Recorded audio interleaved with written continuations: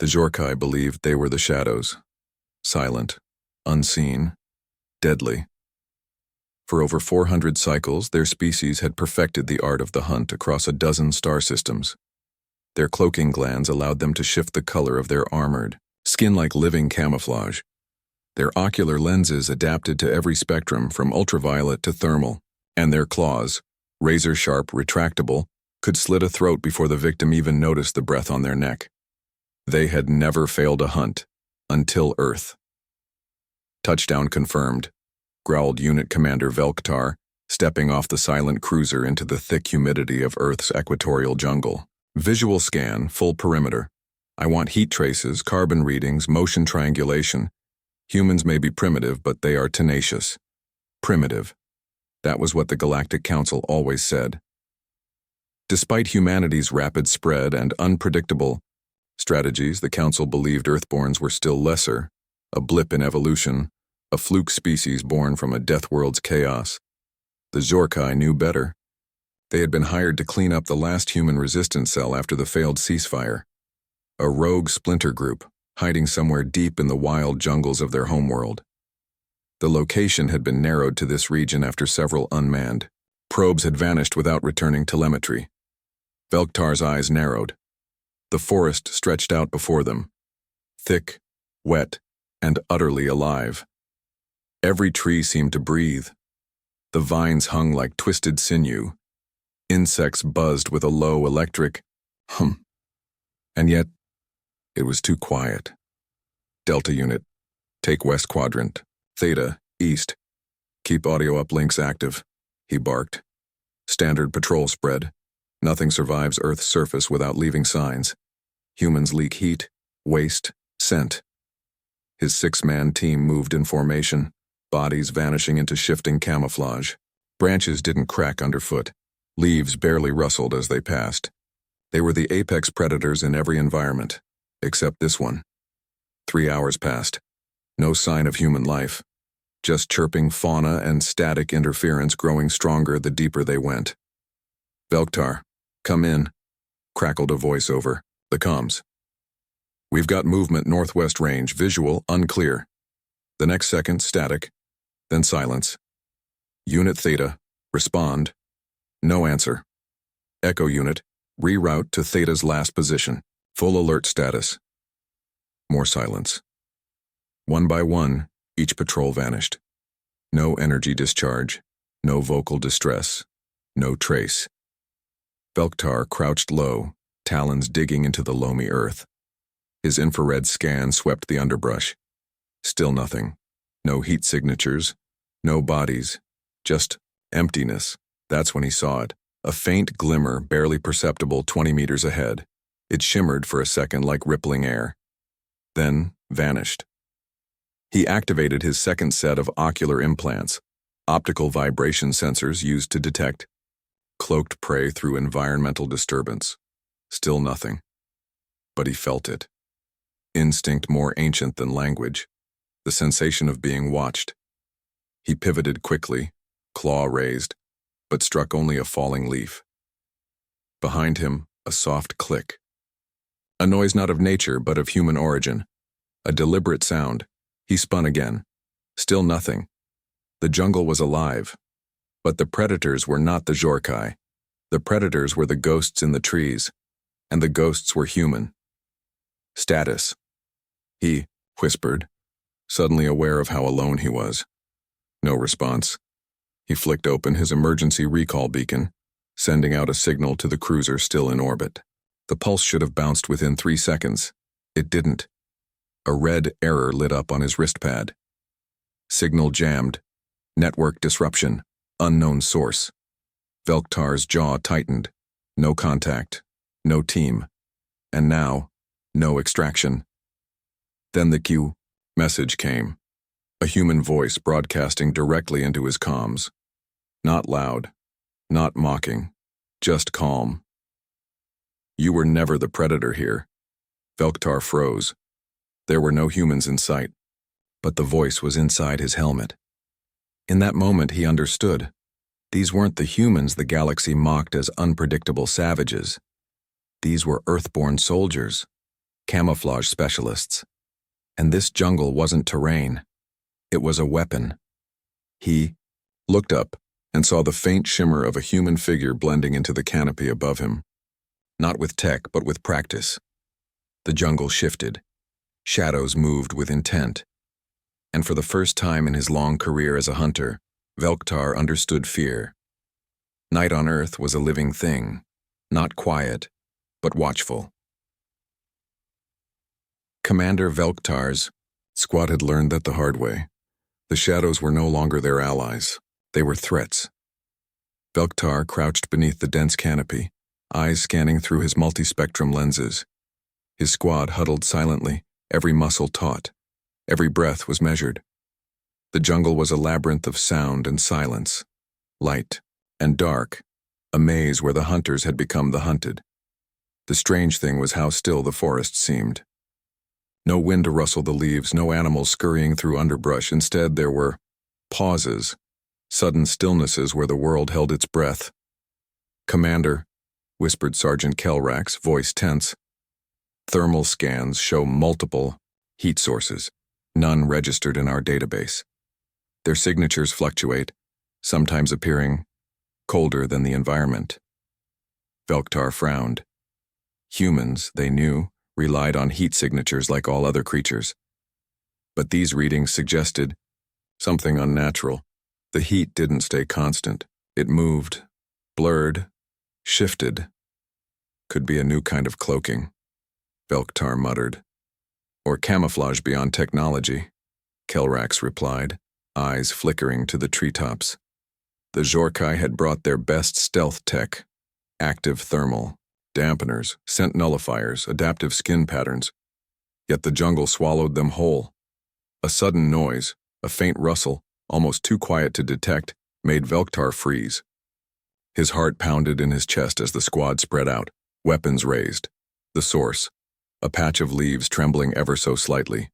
Velkhtar narrowed his eyes, focusing every optical sensor.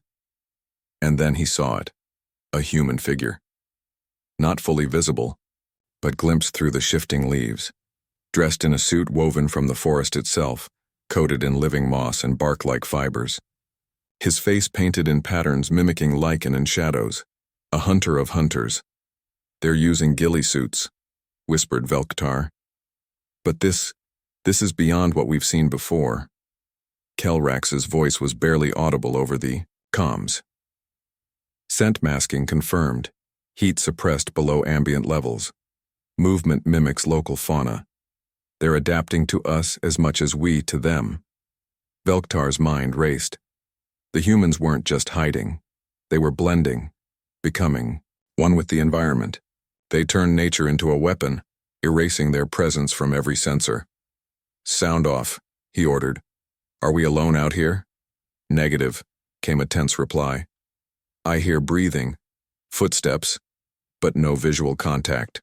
The squad pressed, on cautiously, every step calculated. The jungle seemed to breathe around them, alive with invisible watchers. Occasionally, the faintest whisper would echo, tones mimicking Zhorkai language designed to confuse. Psychological warfare. Velkhtar cursed under his breath. Earth's humans were not just survivors. They were masters of illusion and patience. Hours dragged on. The Zhorkai found themselves hunted by something that never fully revealed itself. "Commander," Kelrax interrupted, voice a sharp whisper. "I'm detecting scent trails leading away from our position, but they loop back, confusing our trackers, like a serpent eating its own tail." Velkhtar clenched his jaw. "They want us lost." Suddenly, the forest erupted in motion. Dozen human figures sprang from the shadows, silent, swift, deadly. Their weapons were sleek but simple, compound bows, throwing knives, low-frequency sonic emitters designed to disorient alien biology. Velkhtar barely dodged a blade that sliced through the air. His squad responded with plasma fire, but the humans melted back into the shadows before the shots could land. They were ghosts, and they fought like ghosts, striking without warning, vanishing without trace.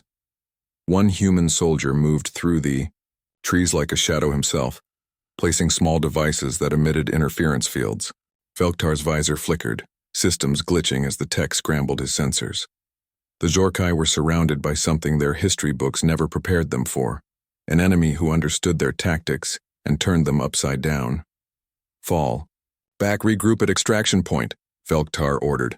As they retreated, the jungle seemed to close behind them. The last thing Velktar heard was the whisper carried on the wind. A voice, low and calm, speaking in perfect Zorkai. You are not welcome here. Velktar knew the hunt was over, and Earth had won the first round.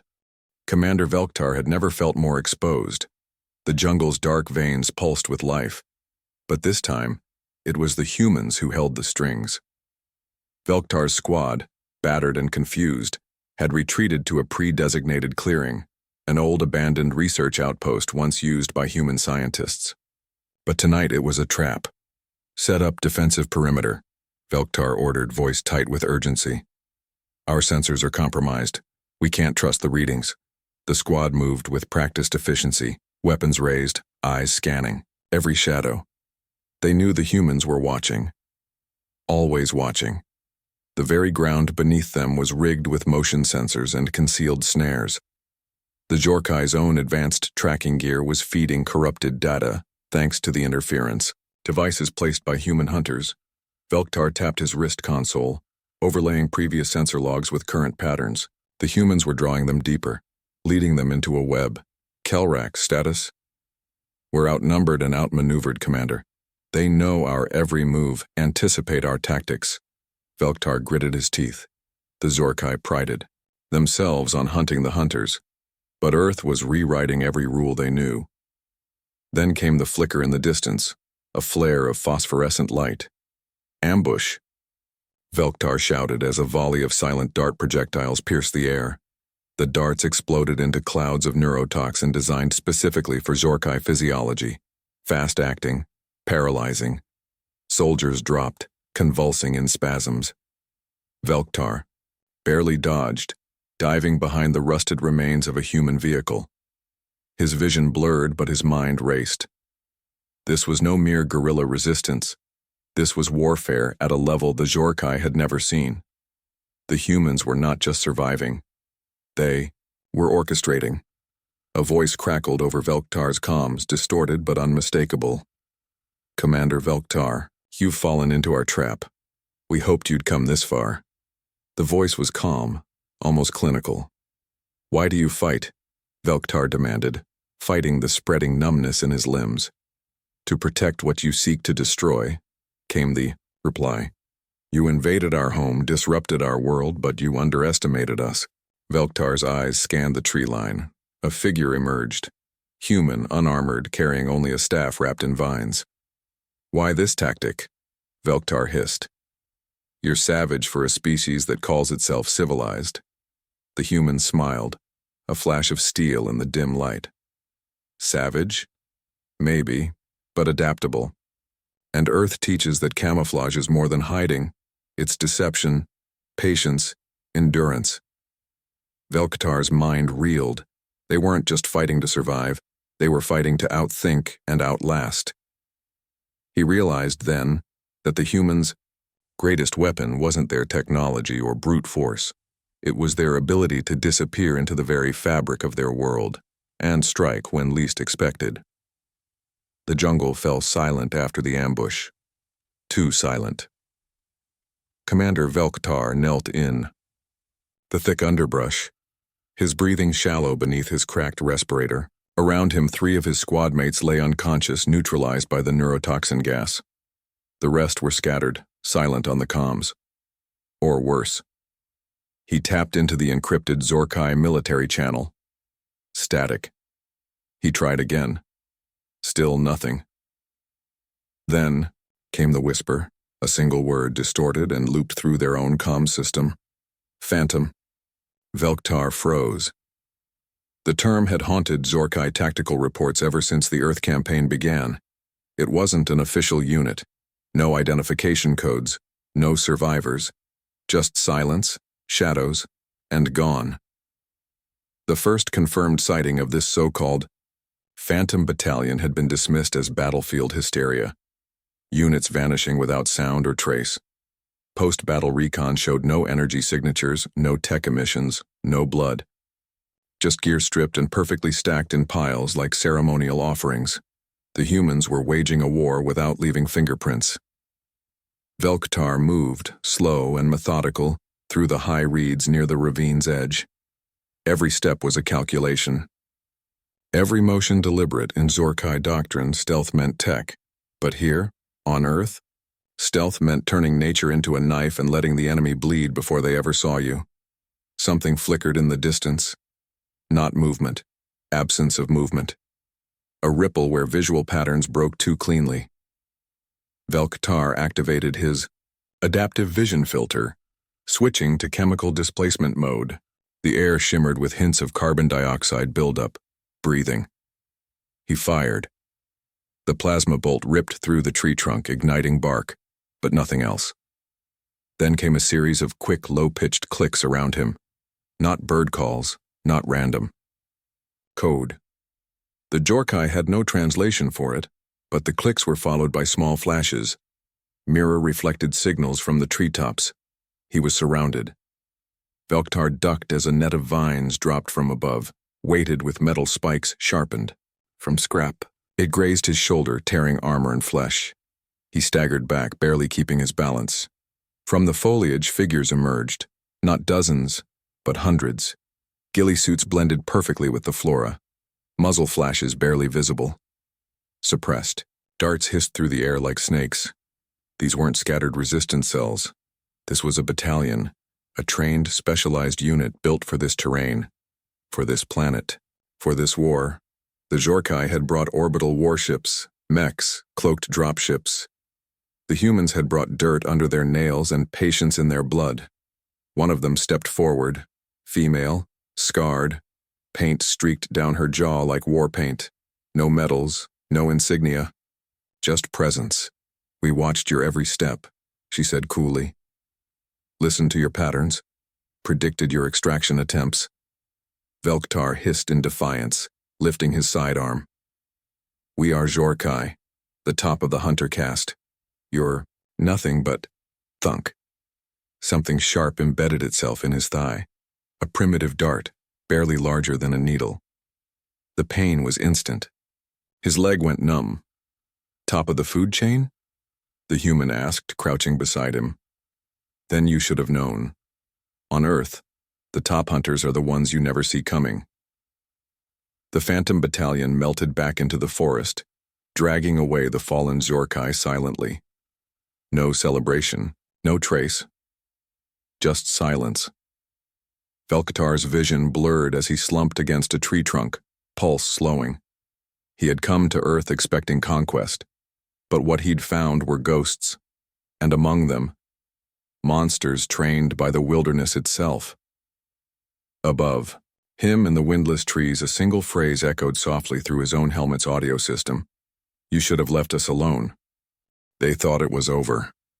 After the Phantom Battalion's ambush and Commander Velktar's failure, the Zorkai Empire assumed the worst was behind them. One planet, one loss, containable. They were wrong.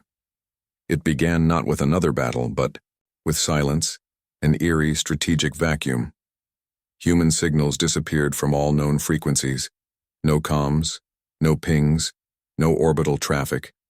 Earth had gone dark. High Chancellor Aktun of the Zorkai Empire leaned over the war table aboard the flagship Dreadfang.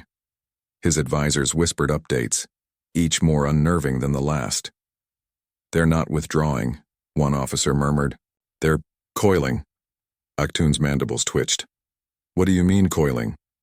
Every analysis points to organized human redeployment, not retreat, consolidation, preparation. Then came the breaking news. A listening post orbiting the industrial colony of Varnak 7 had gone silent. No distress call, no defense activation. Just gone. Scans revealed a single data trail, one message left behind, deliberately transmitted in Zorkai language, pulsing like a heartbeat through dead space. You entered our jungle. Now we enter yours. Actun crushed the hollow table's edge in his clawed fist. Deploy the fleet. All of it. But it was too late. Human forces didn't come in armadas. They came in whispers. Elite infiltration units cloaked with stolen Zorkai tech, systems corrupted with viruses born from Earth's quantum labs. They didn't fight for control. They fought for message. The humans hit research centers, supply, lines, cloning labs, not for destruction but for demonstration. Every attack had a pattern. Every target exposed a weakness the Zorkai thought hidden. And still, no human fleet appeared. Only signatures of movement, like they were hunting shadows of themselves. One particular report chilled Actun to his core. An entire planetary garrison on Korzul Prime had defected after witnessing just one human operative sabotage a war cruiser from the inside, with nothing but a suit made of their own stealth polymer and improvised explosives. Then the recordings came. Not just military footage, testimonies. Human soldiers captured on purpose let themselves be taken. Each one told a similar story, recited like a grim mantra. You were told not to come. You were warned not to hunt us. Now you will learn what it means to become prey. Zorkai. Morale collapsed from within. The concept of dominance central to their warrior caste fractured under the realization that humans didn't need overwhelming force. They used patience, knowledge, and terrain, tactics the Zorkai mocked as primitive before Earth's campaign began, and they were everywhere, not with armies, but with intent. By the time the Zorkai's second fleet arrived at Earth's solar boundary, the humans were already gone. No orbital stations, no colonies. Just a single satellite broadcasting the same message in thousands of languages across the stars. The reckoning has begun. The last words from the Zorkai Emperor before the signal cut were desperate. Stop them. Please, stop the humans. No one could.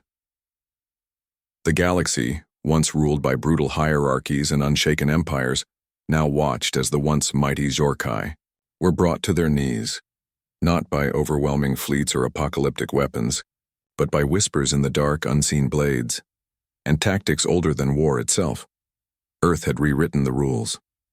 Aboard the bridge of the ISS Revenant, Commander Ayla Tran stared out into the ruins of the Zorkai capital. Orbiting ships drifted, in silence, abandoned or disabled. Entire command structures vanished overnight. Fires burned unchecked across the planet's surface. Fires not set by orbital bombardments, but by internal collapse. We never touched their cities, Ayla said to her second-in-command, a grim-faced veteran named Marshal Griggs. They burned themselves down trying to find us.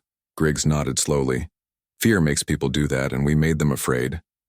Ayla didn't smile. They made the mistake of thinking fear was ours to feel.